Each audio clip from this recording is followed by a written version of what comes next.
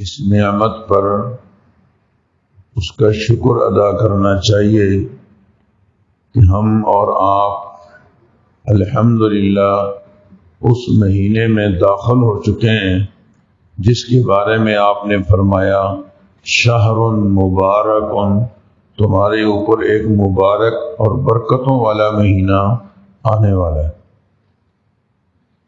میں اور آپ اس مہینے میں داخل ہو چکے ہیں جس کے بارے میں قرآن مجید میں ہے شہر رمضان الذی انزل فیہ القرآن، جس میں قرآن مجید نازل کیا گیا۔ میں اور آپ اس مہینے میں داخل ہو چکے ہیں جس میں ایک رات ہے جو 1000 مہینوں سے بھی زیادہ افضل ہے۔ میں اور آپ اس مہینے میں داخل ہو چکے ہیں جس کا روزہ رکھنے سے اگلے پچھلے گناہ معاف ہو جاتے ہیں، تراویح پڑھنے سے اگلے پچھلے گناہ معاف ہو جاتے ہیں۔ ہمارے کتنے بھائی گزشتہ رمضان میں ہمارے ساتھ تھے، آج ہماری نگاہیں انہیں ڈھونڈ رہی ہیں مگر وہ ہماری صفوں میں، ہمارے محلے میں نظر نہیں آتے۔ اللہ تعالیٰ ان سب کی بھی بخشش فرمائے اور ہمیں اس نعمت کی قدردانی کی توفیق عطا فرمائے۔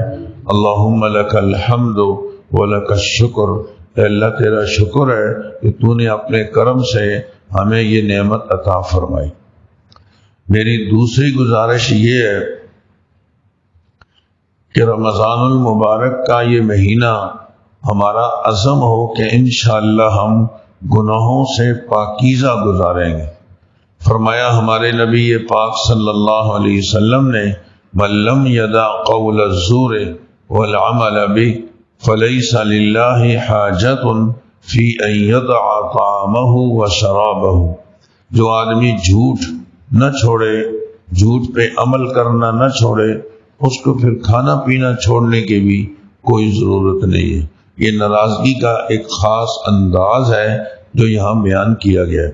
تو پورا دن ہم نے احتیاط کرنی ہے کہ ہم سے کوئی زبان سے غلط بات نہ نکل جائے، ہم نگاہوں کا غلط استعمال نہ کر لیں، ہم کانوں کا غلط استعمال نہ کر لیں، کیونکہ ہمارا روزہ ہے۔ بے شک روزہ کھانا پینا چھوڑنے کا نام ہے اور بیوی سے ازدواجی تعلقات کو چھوڑنے کا نام ہے، لیکن اصل روزے کی روح یہ ہے کہ جیسے ہم کھانا پینا چھوڑ دیں، بیوی سے ازدواجی تعلقات قائم کرنے چھوڑ دیں، تو ایسے ہی ہم غلط دیکھنا بھی چھوڑیں، غلط سننا چھوڑیں، غلط بولنا بھی چھوڑ دیں۔ خلاصہ یہ کہ ہر اللہ کی نافرمانی سے ہم دور رہیں۔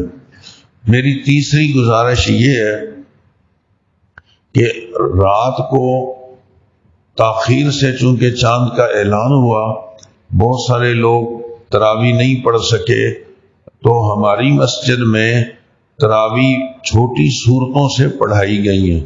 قرآن مجید کا آغاز انشاءاللہ آج ہوگا، تو ہمیں اہتمام کے ساتھ تراویح پڑھنی چاہیے۔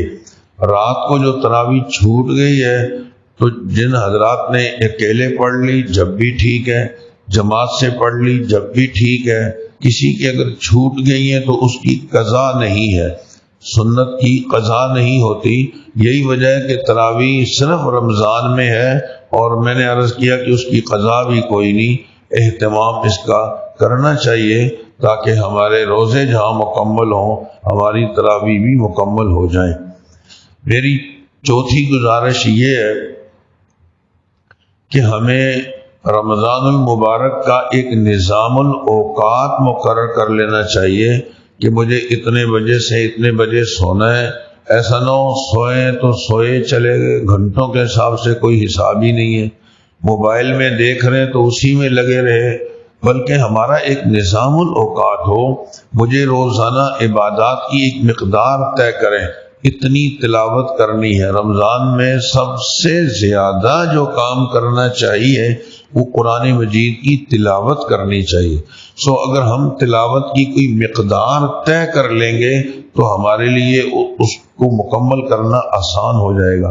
مثلا میں نے طے کیا جی مجھے روزانہ 5 پارے پڑھنے، تو بندہ فکر مند رہے پورا دن تاکہ یہ 5 پارے پورے ہو جائیں۔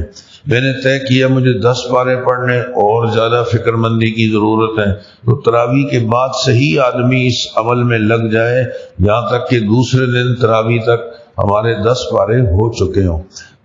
میری آخری گزارش یہ ہے کہ جیسے ہم یہ نظام الاوقات جملہ عبادات کے لیے مقرر کریں، فجر کے بعد اشراق تک مسجد میں بیٹھنے کی کوشش کریں اور نمازوں سے پہلے نمازوں کے بعد کچھ وقت تلاوت کو دے دیا کریں، تو میں نے عرض کیا کہ آخری میری گزارش یہ ہے کہ ہم مسلمان ہیں نا، ہم ہیں جذباتی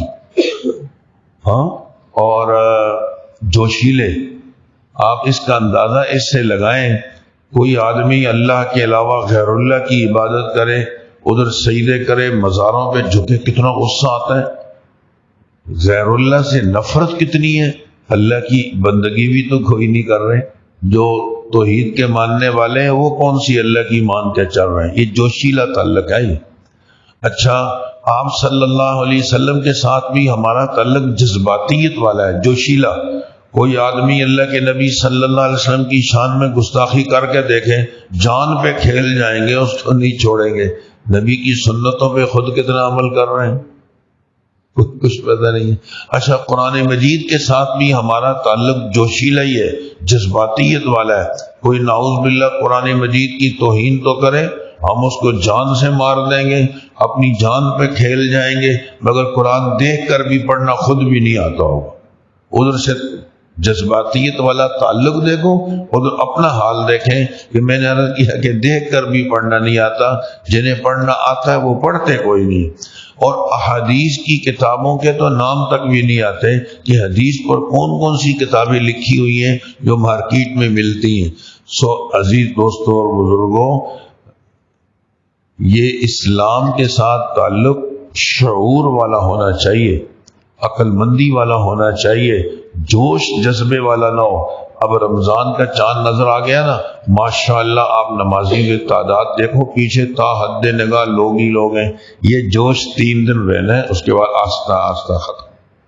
فرمایا ہمارے نبی پاک صلی اللہ علیہ وسلم نے، احب الاعمال الی اللہ ادومها وان قل، اللہ تعالیٰ کو وہ اعمال بہت پسند ہیں جو ہمیشہ ہوں اگرچہ تھوڑے ہوں۔ تو یہ جو جوش ابھی دکھایا ہے نا کہ نمازوں کا اہتمام یکم رمضان کو ماشاءاللہ دیکھ کر روح خوش ہو گئی۔ تراویح کے اندر باوجود کہ تاخیر سے اعلان ہوا مسجد بھر گئی، تو یہ جوش، یہ جذبہ چند دن تک نہ رہے، یہ رمضان کے آخر تک رہنا چاہیے، تراویح کی حد تک۔ لیکن نمازوں کا یہ جوش اور جذبہ رمضان کے آخر تک نہیں، بلکہ رب سے مانگنا ہے کہ یا اللہ یہ ساری زندگی نصیب فرما دے۔ اگر یہ جوش اور جذبہ ساری زندگی رہا، سمجھو ہم نے اور آپ نے رمضان وصول کر لیا۔ انشاءاللہ روزانہ تقریباً 10 منٹ تک فجر کے بعد بات ہوا کرے گی۔ کوشش کریں کہ 10 منٹ نماز کے بعد لے کے آئیں۔ روزانہ 10 منٹ میں اگر ایک بات بھی کوئی سمجھ میں آ گئی اور عمل میں آ گئی تو اللہ تعالیٰ کی ذات سے امید ہے کہ شاید وہ ہماری زندگی کو بدلنے کے لیے کافی ہو۔